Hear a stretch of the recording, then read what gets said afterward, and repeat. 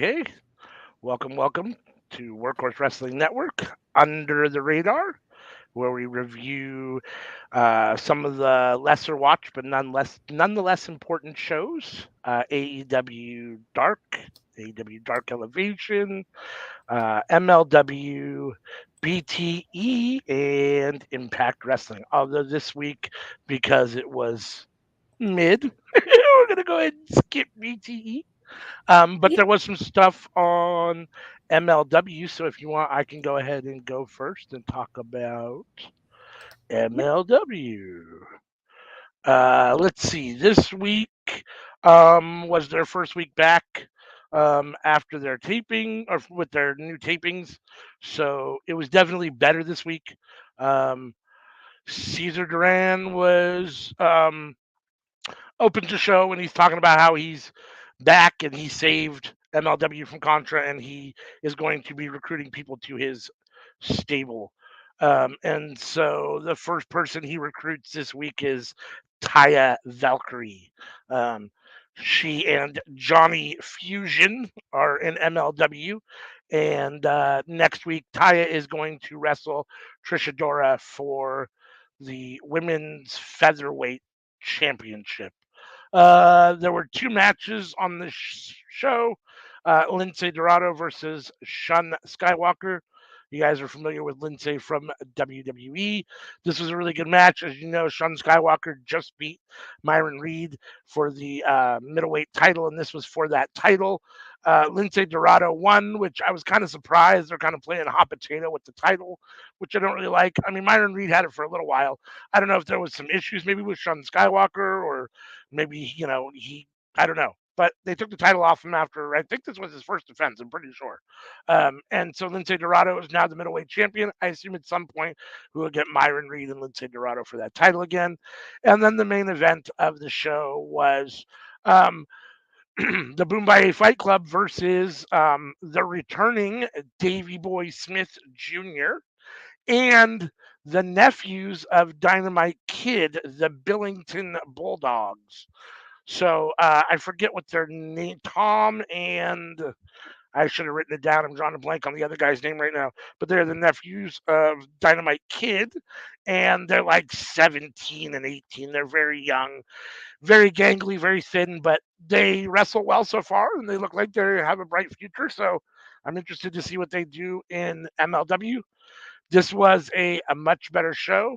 And on February 4th, we get the MLW Super Fight, which will have Fatu versus Hammerstone for the MLW Heavyweight title. So that is a brief rundown of MLW in about 3.5 minutes. So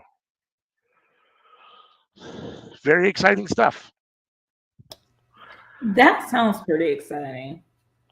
I'm hoping that Caesar Duran had a big sign behind him that said Azteca Underground, and I was hoping last time he was on that they were going to let him do some Lucha Underground style stuff, but they didn't really. I'm hoping maybe now they will.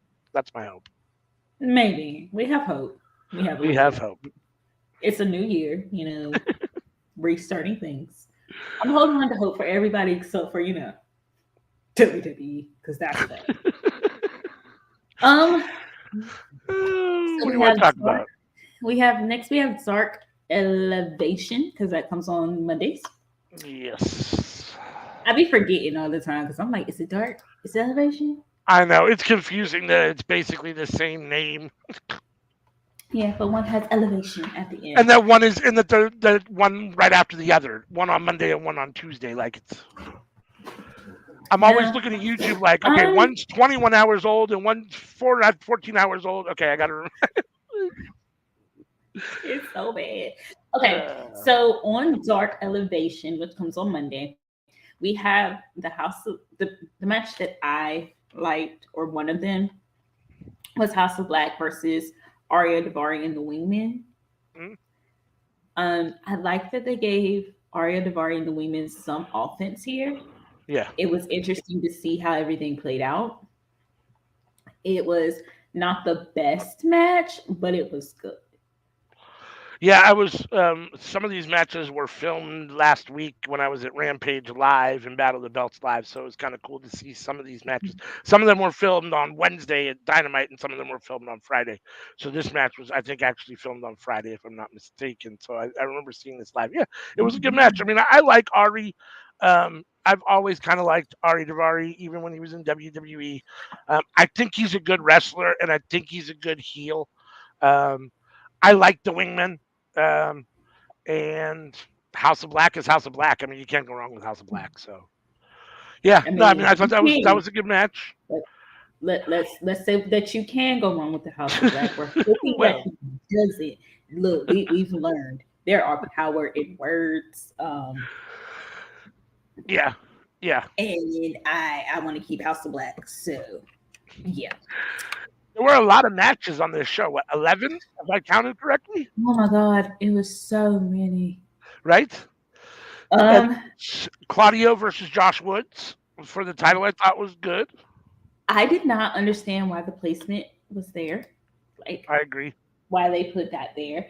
It was good. And like I can understand from like a wrestling perspective why they put that there. But at the same time, I'm like, Claudio is a champion. He's like a world Yeah, champion. That should not be the placement. But I we also had Eddie, we also had Ortiz and Eddie Kingston versus the Midnight Heat. hmm, Um, it was good or whatever. Kingston, they win. And Kingston walks out on like Ortiz. I don't want them to do. I don't want them to break them up like this. I agree. Neither I one of agree. them needs a beefing with my best friend storyline. Um, I feel like and we've been there and done that. I mean, Eddie's yeah, beefed with all of his best friends already, well, right? it's nothing like. Did he really beef with Penta? I mean, not really. I guess he beefed with Moxley, who's I guess one of his better friends, supposedly, right? And I Yeah, mean, he kind of beefed with Penta a little, beefed with Ray Phoenix a little bit. Like, yeah, he beefed more with I Phoenix than Penta, and he yeah, likes Penta yeah, better.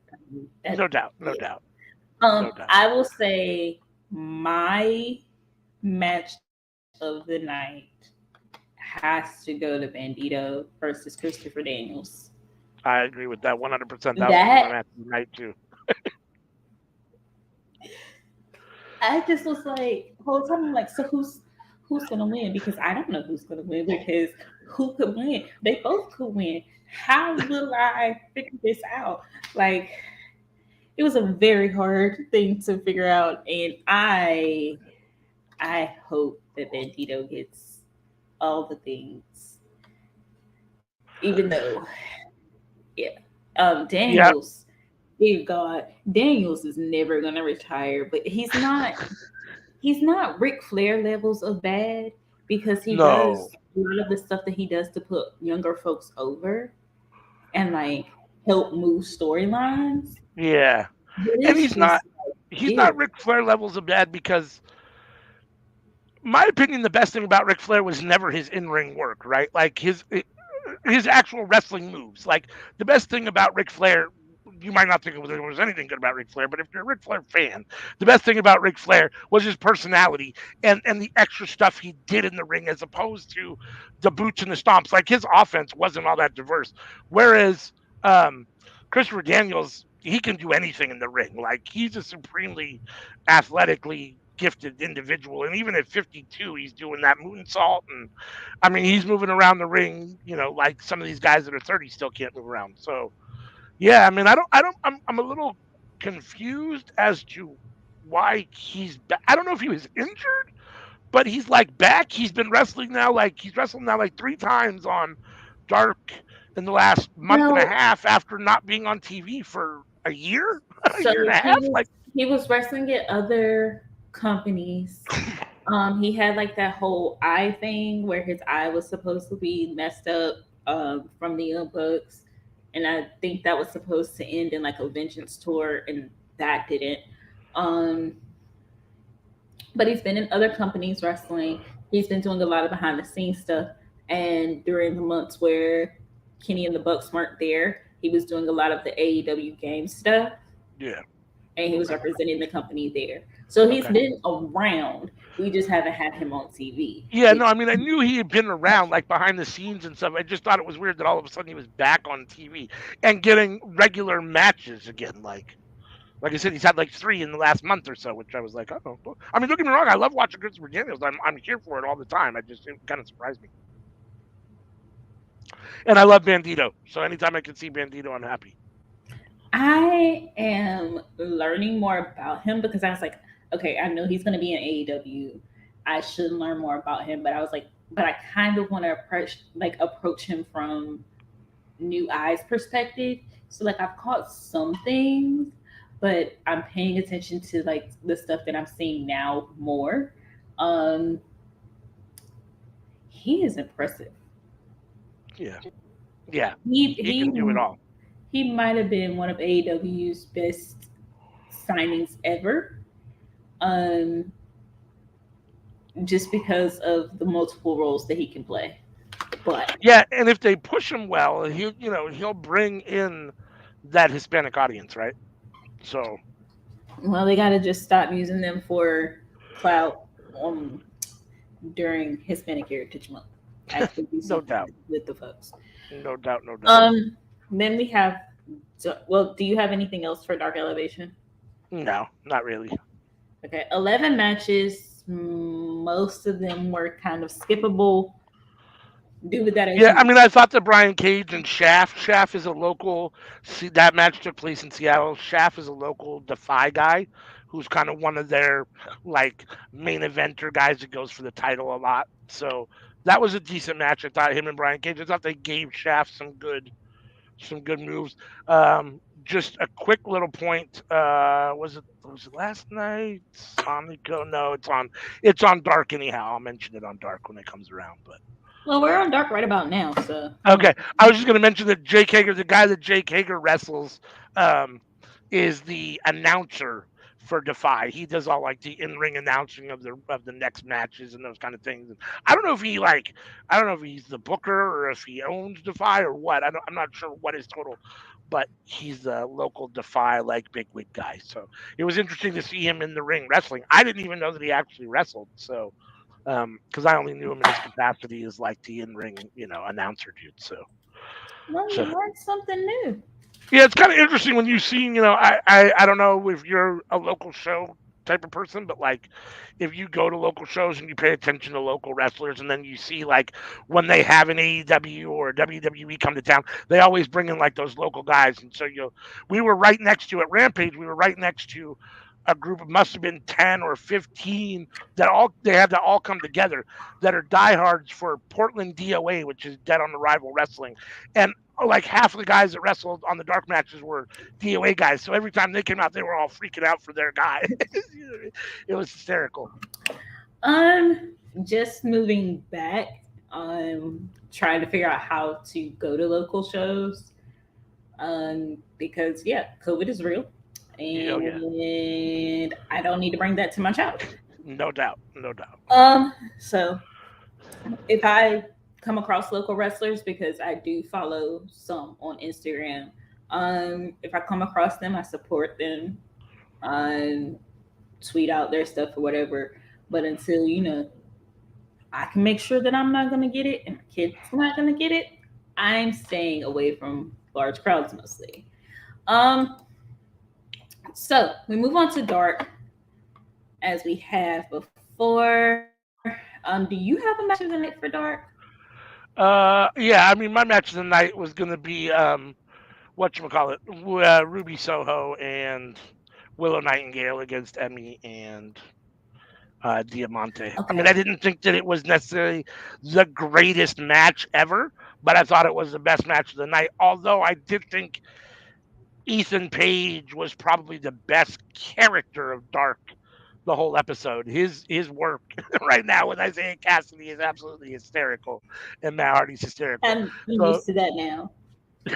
honorable mention to him. But I mean, anytime I get to see Willow wrestle, I'm happy.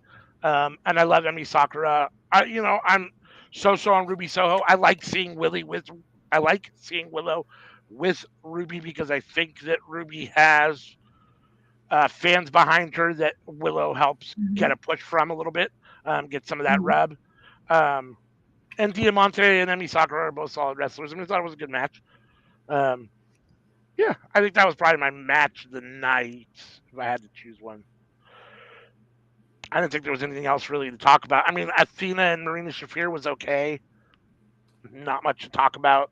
I'm a little disappointed because I I feel like I want to like Marina Shafir because I feel like she's Ronda Rousey kind of without the baggage. And I like that MMA female. I like the Shayna Baszler, Ronda Rousey character, like that gimmick style, but I don't. But she just still is not, she's not learning fast enough. She's not evolving fast enough. She needs to get better faster. She is very much like her husband. She is good in the ring. She is bland. Very, very bland. Like, I'm ready for Layla Hirsch to come back because Yes.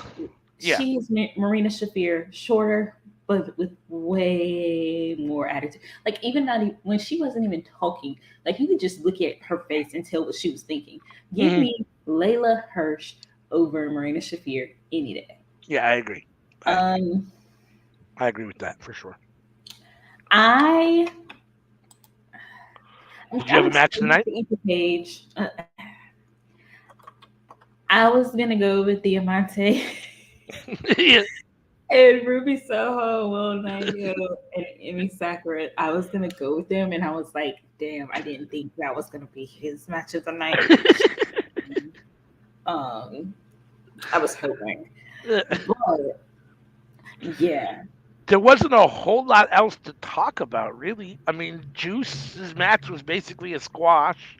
So was Jake's. I mean, I'm all for Jake Hager and the purple hat. I do like the love this hat deal. I mean, it's probably other than We the People the most over Jake's been, and actually showed some personality. So I like that. I mean, and like I said, Ethan Page and the Isaiah Cassidy and Matt Hardy stuff is hysterical. But other the than that, fact there that wasn't a whole lot to talk about. look, I'm trying to be good, but the fact this man said "wiki," little wiki, I could. I know I'm wrong for laughing at that, but I needed to laugh at that. No doubt, So, no doubt. Little Wiki. wiki. Uh, uh, There wasn't a lot on Dark, but that's okay. The past kind of 2 weeks have been jam packed, yeah, so having kind of a breather actually worked for me a little bit. and Elevation was packed, so to only have 7 matches on Dark was a little bit was all right. I was good with that. What do you think of Teal Piper? Any comments on Roddy Piper's daughter? She has potential. Is this the first time you've seen her? No, I saw Okay. her other AEW um match. I I've caught like little bits and pieces of like training. She has potential, but I think Rhonda has to come up off the jacket kind of gimmick. Um, Yeah. and she needs to like she needs more reps. Speaking, she needs more reps in the ring. Do you? I mean, I could Google it and find out, but I'll ask you. Do you know how old she is? She didn't look like she's all that young. I mean, she didn't look old, but she didn't look young either. Like, I'm She just curious is because whoa. she's older than you thought. Let me see if I can guess. Let me see if I can guess. Let me see. 34? Older? Wow. Yeah, see, I was looking at her face when they did a little up close, and I was like, she don't look young. Like, is she just late to wrestling, or has she just not had a successful career so far? Hasn't been able to get on. It's just Well, kind of interesting. so she does pro wrestling. She's an actress, Okay. and she's been in movies I haven't seen. Yeah, I've never seen her in anything, so But not that yeah, I know of for sure. I've never been like, oh, I got to go see that Teal Piper movie. I'm just looking at her stuff, Yeah, and yeah, yeah. she alright. Yeah. So there's two. All Um, right. Moving right Impact. along to Impact. How do we look at Impact? Impact. Who do you Uh, think is gonna help? Is gonna come back for Eddie Edwards, or are they coming for Bully Ray? say that again. The ending. The ending. I'm trying to remind me exactly what happened at the end. Um, M- Moose, Eddie Edwards, Steve Macklin win. Right, that's right. Oh Lights yeah, go and then out. and then it went. Eddie was in the ring by himself, and it went dark, and then it came light, and then he was like, "What the hell is that?" And nothing ever happened, right? So I assume you're asking about what I think is going to happen, why it went dark. I don't Essentially, know. I don't know.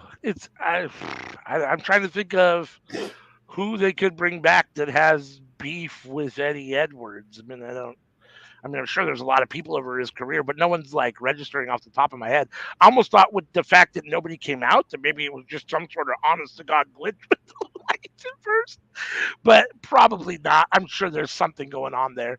I, who knows? Maybe Davey Richards is coming back some way, shape, or form. I mean, become the Wolves again, or have some sort of feud with Davey Richards. I don't know. I'm I not sure. don't know. Like it's so hard to figure it out, and I Right? just want to know. No, I thought they did. I think they did a good job with it. I mean, they definitely left me like, what the hell's going on? Like, I was honestly not sure if like they'd had an honest glitch or if there was actually someone supposed to come It was out that didn't it come was the out. Or thunder. The thunder is what got me. yeah, see, I guess I must have missed the thunder. I just remember the lights going out. I guess I didn't totally hear the thunder. I wasn't listening or something. I don't know, but I guess I didn't catch that. This was an okay episode. I mean, I thought they did an okay job of leading into Hard to Kill, which is going on right now. Um, Bully Ray is standard Bully Ray. He was doing him and Josh had the little sit down Zoom interview thingy that was, Bully Ray being Bully Ray. Eh, Josh, I like Josh Alexander. Think I feel like he's a better talker than sometimes he shows. Like I didn't feel like last night with Bully Ray and that Zoom promo interview thing was the best Josh Alexander we've seen. He was just kind of like, yeah, sure, Bully Ray, yeah, sure, yeah, whatever, we'll see. You know what I mean? And just like I don't know, I didn't.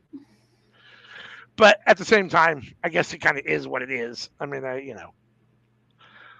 whatever. I thought that was good leading up to the match. That match was really good and hard to kill. For whatever reason, it opened the show, so I've already seen it, and it was a really good match. Um, It's just interesting. It's just very very interesting to me. yeah, yeah. Um, Then we had Heath and Brian Myers wrestling for an advantage in the 4-way. Heath won that. Not much to talk about there. you can miss it. You probably should miss it. Yeah, I mean, there wasn't anything on Impact that I thought this week was must see.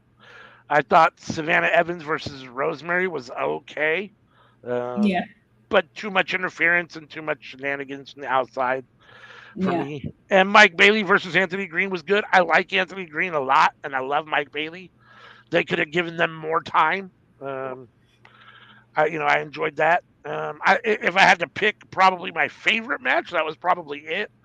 I guess maybe the main event, the Moose match, was probably well. The Motor City Machine Guns, they didn't have a match. The Moose match was probably the best match of the night.